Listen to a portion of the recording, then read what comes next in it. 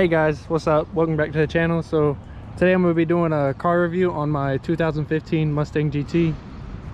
I've had this car for about a month or two now, and I absolutely love it. But I'm gonna give you some key points on it and tell you what I love about it. So of course my favorite thing about it is the Coyote. I love this Gen 2 Coyote. It produces so much power, and they're amazing for what they are. And so my second favorite thing has to be the exhaust. I love the way the exhaust sounds. It's just so aggressive, so loud, and it screams at high RPMs. And that's another good thing about the Coyote is the RPMs are extremely high. I think factory redline is about 75, something like that, 72. But you know, you can get a tune, and with a tune you can go to 8,000 RPM, which is ridiculous. But it's unbeatable, you know. They look good, they sound good, they're fast. But yeah, I'll give you some more key points on it, and I'll give you a little exhaust clip here. So I love the interiors on these cars. Ford just did a really good job on making them look good and being very, very comfortable and very roomy. Personally, I don't like this little 4-inch screen that Ford did in the base models, but you know, I guess you get what you pay for. But I'm upgrading mine. I already got it. I'm just waiting for the wiring from Hellhorse. And I mean, the back, there's not a whole lot of room in the back if you're gonna have more than just you or more than 2 people. There's really not a whole lot of room. But I mean, if somebody wants to squeeze in the back, they can. I've done it. I've had people in the back, and it's not the most comfortable, but it's doable, you know. But if you're looking into getting a Mustang, I suggest the 2015 to 2017 Mustangs, just because personally I think they're better. All right, you boys, single cam Stove showed up. Yo. We're gonna do a little comparison of new versus old, but not that old. Old but gold. Yeah, old but gold. Well, not really. First thing you notice though is Coyote 3.8. What's the power? 150. It's like 150-ish at the crank. At the wheels, don't try me. Oh, all right. And then I think I'm not gonna count the bolt-ons and shit because I don't really know yet, so I'll say 435 at the crank stock. So about a 300 horsepower difference. And he's got, which is kind of nice, I kind of want, is the solid axle rear end. Hell yeah. Better for drifting. Lots good. The SY50 has the IRS, which is good for like road racing, but his is better for drifting and stuff. Yeah. But these make good drift cars. I've seen, I think, who is it? Von Gaten Jr. has an SY50 drift car, which is pretty sick. Yeah. So these cars are very capable of anything, but these cars are very capable of anything too, but they're mainly just drag cars is what everybody turns them into. Just because the solid axle is great for going straight. But there's a pretty big difference in the two cars. Mine's a boat, this one's not. But I think the weight difference is pretty crazy too, right? I weigh 3,000, almost even. Yeah, and those are like 43, so about 1,300 pound difference I think in the two. But he got some new tires because he's always doing some hoon. So you already know. But yeah, the interior is the main. Why you like it? Have it, bro. People be trying to steal from me, you know.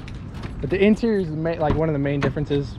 Everybody doesn't really like these cars just because of the interior, because everything is so plastic and you really can't do a lot. But I mean, they're not ugly. I had mine, but mine had the clock on it. But these interiors aren't bad, but they're just really plastic, and over time they rattle really bad when you drive. Oh yeah. And look at it. Hey. Look, I bought a replacement, and y'all, you know the story behind that. They'll see it soon, okay? Yeah, he bought a little ghetto shifter, but what is this? What? Why don't you just put the stock one back on? Oh, dude, because I lost the actual shift assembly. Like, oh, that's why I grabbed this, bro. But I mean, his car's not bad. As you saw, he slides it like every day. Hell yeah. But we'll do a sound clip later for you for the difference of mine and his. His doesn't sound bad for what it is. It kind of sounds like a 370, but a little bit deeper. Yeah. But this car is gonna come a long way from what it is now. We got big plans for this car. First thing though is we gotta fix his trans. His trans is going out. Oh, it already went out. And he keeps buying all this extra stuff that he don't need when he needs to be saving up for a trans. He buys a shifter when he needs a trans. No, I bought the shifter the night before I lost second gear, okay? Like, I buy it and then I wake up in the next morning, I go to work and... But that's what I'm here for. Exactly. I'm here to fix it. Yes, but we both have a lot of work to do on our cars. We both have a bunch of mods we're gonna be doing. If you stay tuned to the channel, you're gonna see the progress of these two cars, and it's gonna be crazy.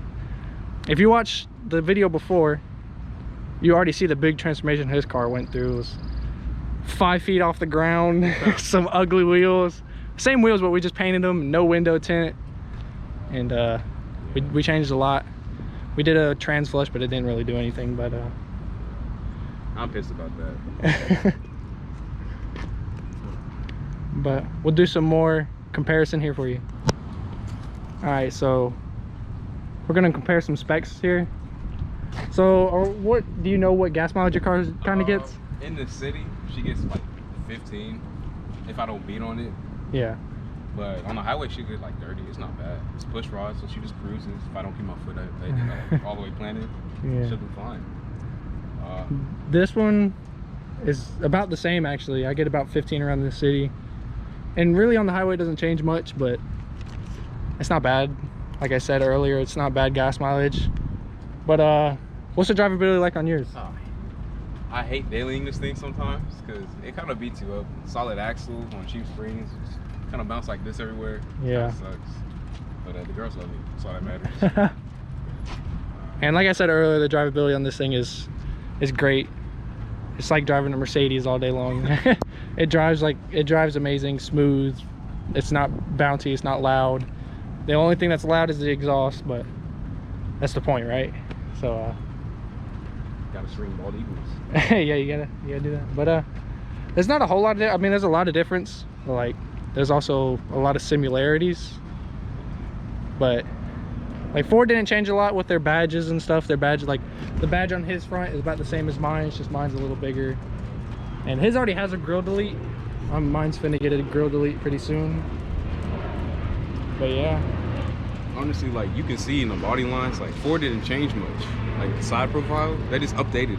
Yeah, they just made the car a lot bigger though. The car is bigger, more power, safer. It's more safe. This car is very safe. I think it has like 4 or 5 airbags, and it's very comfortable. The seats in this one are comfortable, the interior in this one is comfortable, nothing rattles, and the sound system in this is amazing. I love the sound system. I have kicker speakers that I got from Walmart, and still not as good as this. I need service.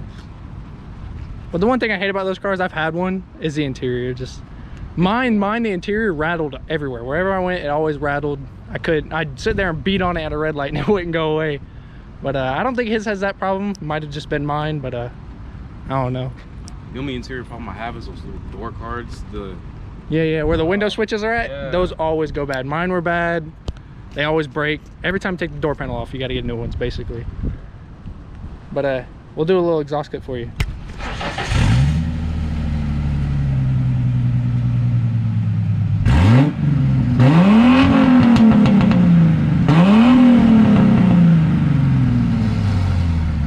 Okay.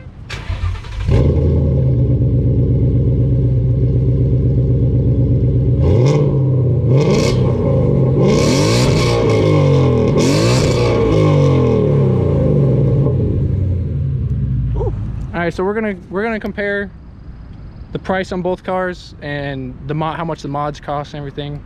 So we'll start with his car. So what you got? So my car, everything's done cheap. Wheels, cheap. Springs, $100. That was cheap. Intake was like $100 when I had it. I sold it because it was cheap and it didn't work right. But owning this car overall is pretty cheap. I paid $2 grand for it on Facebook Marketplace. And hasn't cost me much to keep it running, honestly. Just gas. Yeah. Runs good. Minus second gear. Yeah.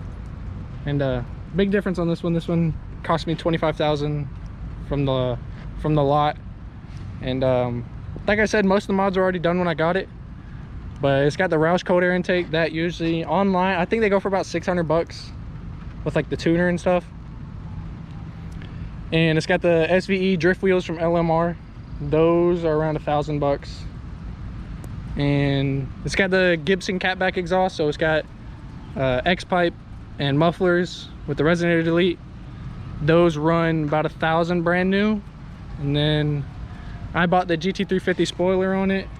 That was 80 bucks. I bought the vertical links to stop the wheel hop. That was 100 bucks.